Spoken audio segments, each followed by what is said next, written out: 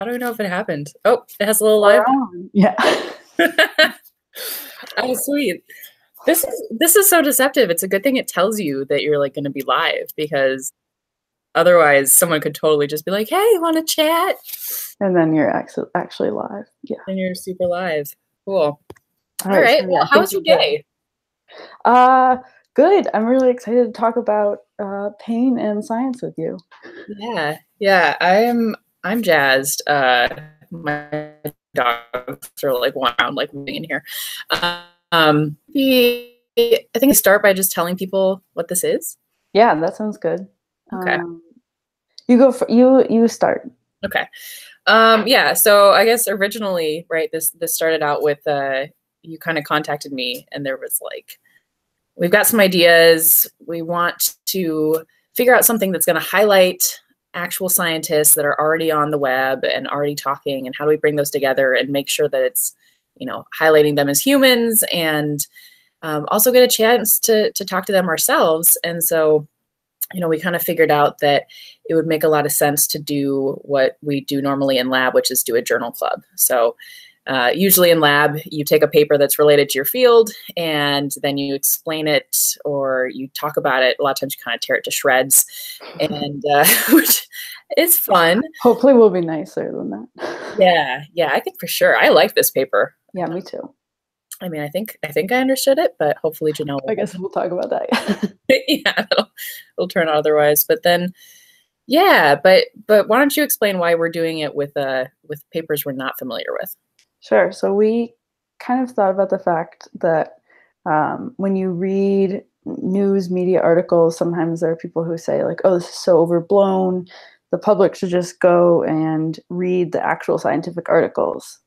But the problem that I think we both agree we see with that model is that research papers are really, really dense, and they can be really difficult to get through, even if you are a trained scientist like we are. So we read tons of papers, but it's all about our very specific research field.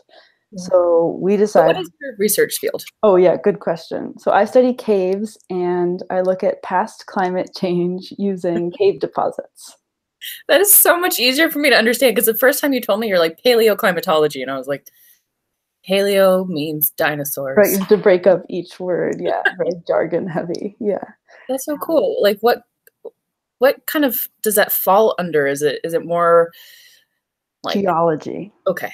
That's Some awesome. people are more like chemists. I sort of go between the chemistry and geology world. Yeah. And you do tiny plants. Oh. I do tiny plants and tinier bacteria on the plants. So yeah, I'm a microbiologist by training, but a lot of times I show my plants because it gets really boring to show microbes, I think. Maybe everyone else is going to disagree, but yeah, fight us on that. Hot take. Microbes are boring. all of Twitter is gonna be like, we hate you. Great. No, so I study how and why bacteria stick to plant roots. But yeah, I was trained in undergrad. I went to the University of Iowa for undergrad, and I got a microbiology degree there. Kept on going with microbiology, so I'm real limited in my scope. Yeah. So that's why for this series that we're doing, we are not going to be doing any geology. Maybe hard rocks, because I mostly do sedimentary stuff. No plants. That's spoken like a true scientist, by the way, right? Like no, because I hate immunology. Yeah. I know it's so important. Someone needs to do it, and I'm so glad it's not me. That's not your like any parts of it, right? So, but when people say like, "Oh, you work on cancer," I'm like, no, that's a completely different thing. Yeah, exactly. So not volcanoes. Yep. So I guess we could discuss volcanoes because I don't know very much about them. Okay, so today we're talking about pain and MRIs and neuroscience. Yeah. Do you have any background in neuroscience? Zero. No. The last time I took bio, yeah, go ahead. Oh yeah, last thing I have is like took a psychology class at the start of college, and we had to learn the parts of the brain, and I don't remember anything about them. So okay, I haven't done that since like high school. So yeah, this was a lot of brain learning. We didn't really start with, I guess there's no easy topics, but we kind of started hardcore, I think. Yeah. So, so maybe let's talk about how this is portrayed in the media, or how, so the person we're going to be talking to today, right, is Janelle Letson, and she is a postdoctoral researcher up at Johns Hopkins doing neuroscience and research on neuroscience. And we'll be able to talk to her more, obviously, in the Instagram Live at 8. Yep. But she was great when we wanted to talk about her paper. She also sent along some media articles. So maybe we should start there. Yeah, I think that's a really good idea. The ones that she sent us were mostly, I don't want to say against her paper, but there's sort of these two, to me it seems like there's two competing parts of this field. So some people think that you can really clearly analyze pain based on what you see in an MRI scan. Right. And some people think that you can't, or that it's more complex than that. Right. Right. Exactly. Would you say that's accurate? Okay. Yeah, I think so. Well, I kind of feel like, it was interesting because the articles that she sent us, it turned out to be, her paper was sort of questioning the basis for those big claims. So, I printed them out because I print out everything and just write horrible stuff on them. So this to me, let's see, this one I thought was the most useful. This is New Scientist. It's from January 2015. And it says the brain signature of emotion-linked pain is uncovered. So it's like, oh, wow, the brain signature. So we're going to see it on the brain of emotion-linked pain. So what is emotion-linked pain? And it's uncovered. So we're done now. We figured out pain, especially emotion pain. And it was interesting, too, because it was originally printed under pain really can be all in your mind. Which I guess is kind of clickbaity, right? Like trying to bait people into be like, no, it's not. Yeah, or something. And the article starts out interesting because they talk about there might be a way to distinguish between the pain that you're getting from a physical cause, so like being burned or being cut, versus something that is due to your state of mind. And I know I can at least speak for myself that I do suffer from clinical depression. And when I'm having one of those episodes, it's physically painful to me. And I was kind of excited to see this, of like, oh, maybe we could figure out where it's coming from. Yeah, right. A potential solution or treatment, which is always hopeful. Yeah, exactly. And I see it kind of on the opposite, because as you know, I have this chronic pain condition, and for me, I've had a really hard time getting doctors to recognize exactly what's going on. So I don't know if my pain would show up on an MRI scan. You know what I mean? So like if they don't see it, then will they not treat me? So I was like, I don't know if I like this. Whereas you saw it more as like a hopeful thing, which is really interesting. Yeah. I guess it would kind of depend, right? Like I feel like, oh, it would probably show up, but yeah, what if it didn't? What if you were trying to confer that there was a problem, and they just wouldn't believe you, and I think, this idea that we could see pain using these MRIs, like that's what Janelle's paper is about. Yeah, exactly. So yeah, maybe we should, let's hop over to that and talk about that for a little while. Cause I thought her paper was great. We were able to ask her a couple questions. So that was exciting. Yeah, maybe we should start with like her, some of the jargon that she helped us clarify about what an MRI versus an FMRI, all all that is. Definitely. So, and real quick, should we talk about like what jargon is? Like when we say jargon? Oh yeah. Go ahead. Okay. You're the I feel like you're the Scicom expert. So just jargon, it can mean anything, and you can, it's not necessarily something that's like, it basically means the dictionary of any group of people. So, plumbers have jargon, cooks and chefs have jargon, and definitely scientists have jargon. And it's not necessarily bad. Like jargon has this really great function of being incredibly concise. So you can put a lot of meaning into like very small word, or in some case letters. And that's great. But then if you're trying to do something outside of your field, you have to be able to first interpret that jargon and translate it into your own dictionary. And so for this, we were able to ask just Janelle, what does this word mean in our dictionary?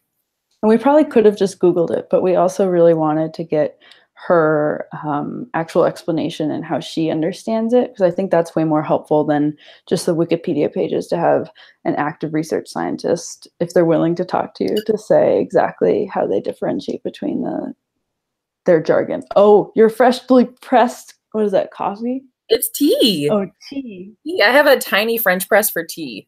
That was like, I wanted to do coffee because I live on coffee, but I also need to sleep occasionally. So I'm pretty excited. We need to get mugs. If anybody out there is watching, and you like to make stuff. Swag, I guess. Yeah. Thank you. That's the word I'm looking for. If you like to make swag, please hit us up. But for now, I'm going to be using my Studio Ghibli cup. I'm pretty psyched about that. That's lovely. Yeah. I'm currently drinking Gatorade because I wasn't in the mood for some kind of like a caffeinated beverage. Oh no, I have the YouTube playing in my headphones as well. I can hear it. I was like, oh my God, echo. Okay, is it gone? Sorry, everyone. No, it's fine. It's good. I mean, again, that's why we're starting here. So if you want to pull up the jargon, I'll check and see if anyone's tweeting at us. Everyone, that's the easiest way to ring into us is we've got a Twitter that's on Twitter, obviously, and the whole real helpful handle is Fresh Pressed Sci, SCI. So if you can't find that, you can find either of our handles and find us, because I just tweeted about us. There's so many options of technology, and I'm not using any of them appropriately. Oh yeah, we should have maybe said we're both brand new to YouTube live streaming, so that's why I tried to open it to see if we could see like if people were giving us comments or something, but that didn't work. So just tweet at us, and then hopefully our phones will buzz and we'll be able to check it. Yeah, we'll figure it out. But the main methods that they used in this study, I say they, like we don't know who it is, the Janelle, the lead author, was using for her data was the FCMRI, which is a functional, oh no, I already forget this, connectivity. Yeah, a functional connectivity MRI scan. So it's just like an MRI machine that you would get for like if you tore something in your knee, you might get an MRI. Right. So that's like the structural data, but they're also getting this functional data where the brain activity is happening and when over the course of your data collection. Right. So for this study, I guess we should just summarize it in case people haven't read it yet. They're not as big nerds as we are. Yeah. Why don't you go ahead and just like, what was your take home from it? Yeah, that's a good. We'll figure it out. Okay, so my methods take home was that they poked somebody's foot with something hot enough to cause them pain repeatedly and checked to see if the signature in their brain of that pain experience was the same when the experiment was repeated. That was my takeaway, or that was their scientific question, I guess. Yeah. And then their actual data showed, well, you say it. I feel like we're doing a tag team like phone message machine or something, and your turn. So I think like that's exactly like they were trying the original group, right? Because I think that's important too, is that what Janelle did is that they actually took data that was already collected from a different giant sample set. And I think that was kind of because it's hard to get a lot of these sample sets. It takes a lot of time and money, and it's great if researchers can collaborate and use each other's data. So they took this data from exactly what you described, and what their real question is if they poked someone with a hot thing that was exactly the same temperature of hot. And good point. Yep. Yeah, and they looked at how they said it hurt from a scale of 1 to 100. I forgot that. Scale from 1 to 100, like, would they say it was like a 40 or 45, 50, 60? They found a range for all the participants, and how how consistent was that per person over time? So if I was poked with the same hot thing 3 times, would I think it felt the same amount of pain? And then would my brain show the same amount of pain using the fMRI?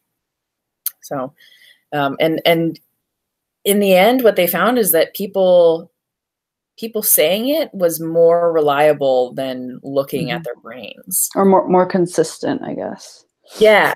Yeah, people's self-reported pain was more consistent, right? That's the part that scared me, I guess. Like we were talking earlier of like, if they could find this signature of pain in the brain, and that one day, Janelle talks about this a little bit in like the answer she sent us, but if that one day for some reason is a low pain day for you, for someone with chronic pain, they're like, well, sorry, your brain looks fine, so it must be fake. It must only be in your head.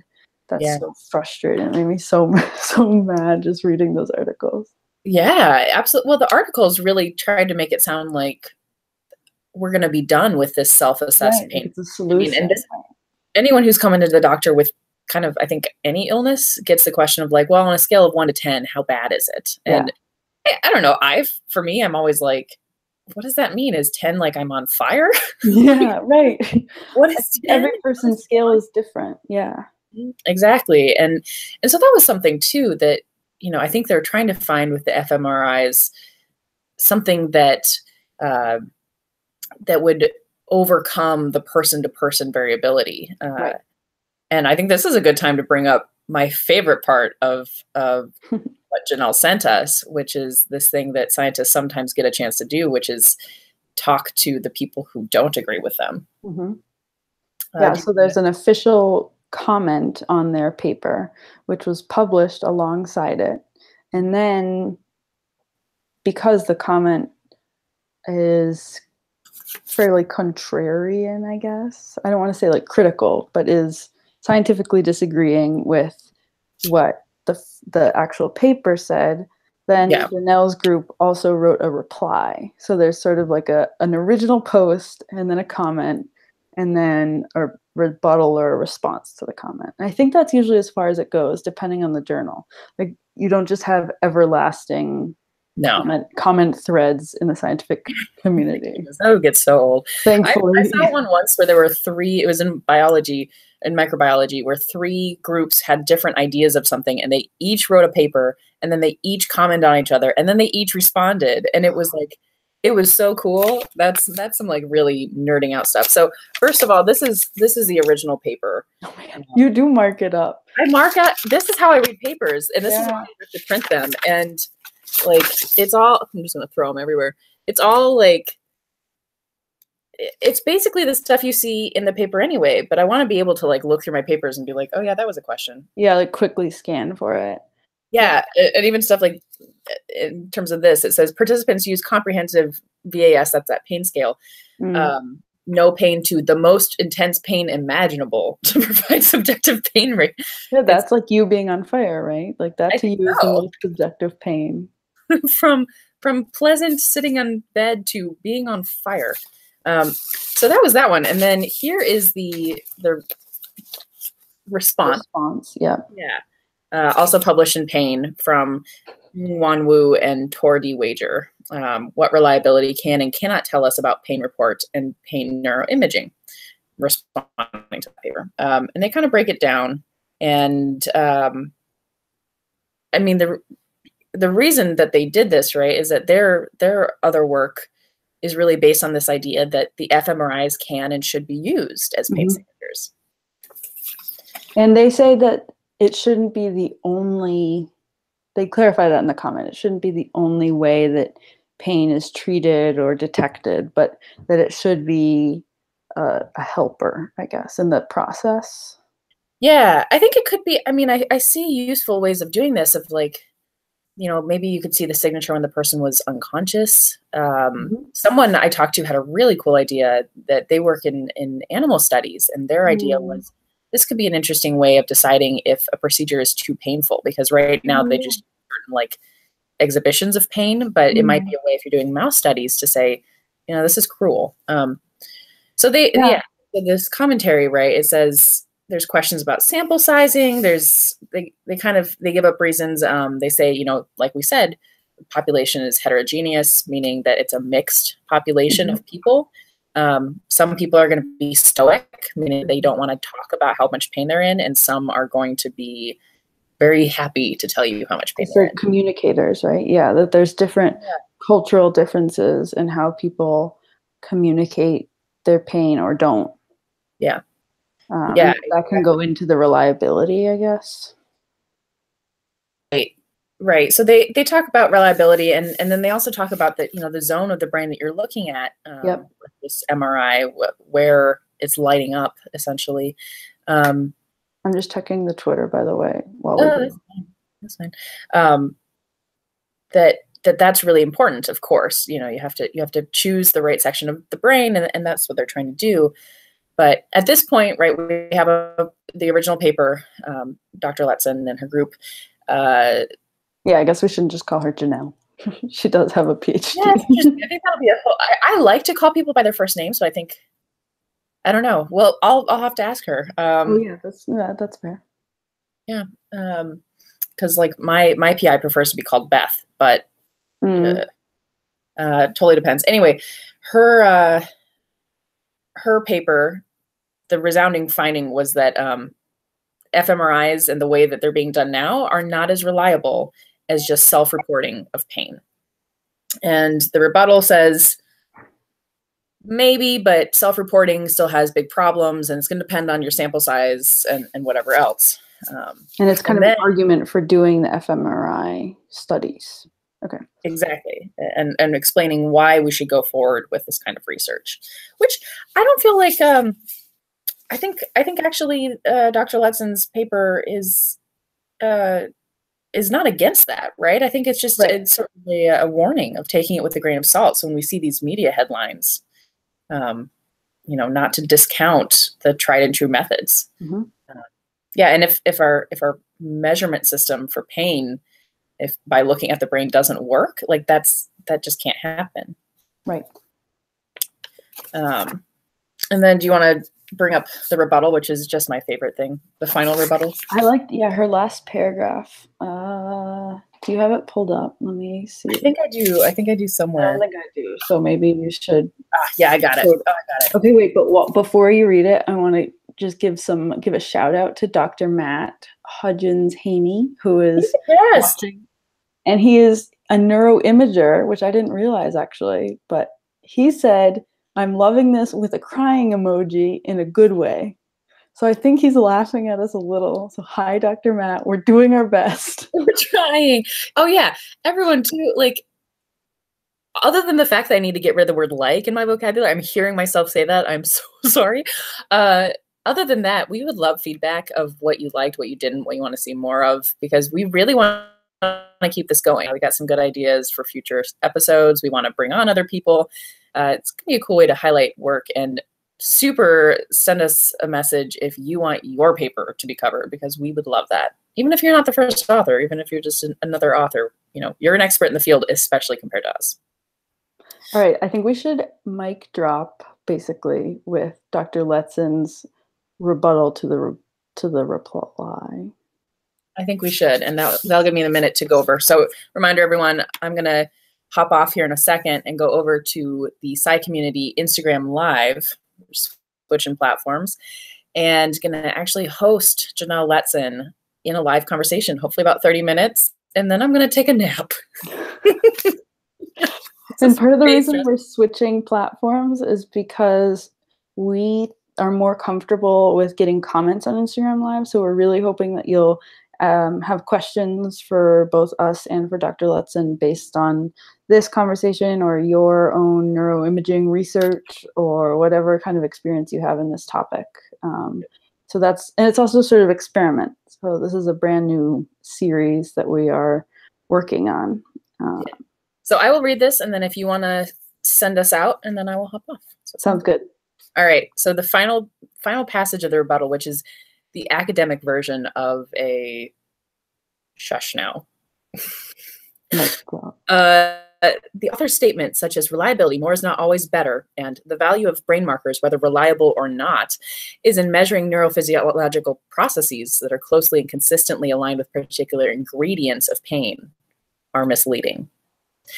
If not reliable, neuroimaging-based markers, no matter how computationally sophisticated, cannot be closely and consistently aligned with anything. Boom. I literally put mic drop before you have said that. That was a mic drop. It's so perfect. I guess to summarize it quickly.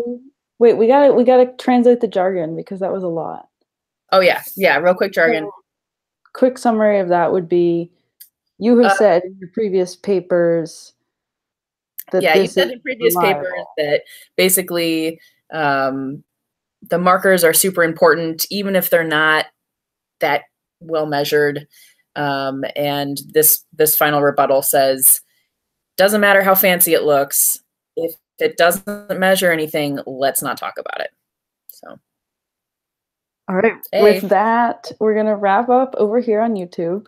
And Susanna is going to go interview Dr. Letson on Instagram Live. So the link for that is in the description of this this live video. So you can go through that, or just do at the Scicommunity, and she'll be on there. I'll be watching, and I'll be kind of taking notes on what kind of questions people are asking so that we can make sure we don't miss anything significant.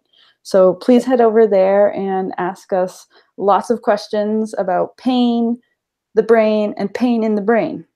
Pain in the brain. I feel like we need the outro music. But all right, you've been awesome. This is great. I'm excited to do this more. All right, I will see you on Instagram. Bye. Okay, bye.